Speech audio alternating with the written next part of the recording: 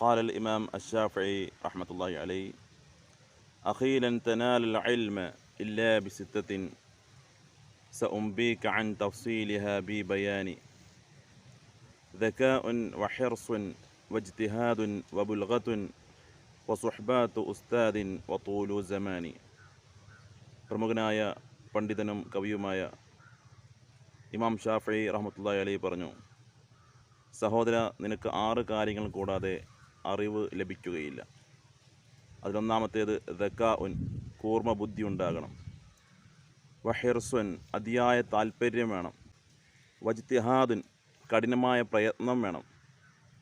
വബുൽഗത്തുൻ, മിതമായ ഭക്ഷണരീതി സ്വീകരിക്കണം. വസുഹ്ബാത്തു ഉസ്താദിൻ, അധ്യാപകൻ്റെ സാമീപ്യം തേടണം. വതൂലു സമാനി, നീണ്ട കാലം പഠിക്കുകയും വേണം. അസ്സലാമു അലൈക്കും.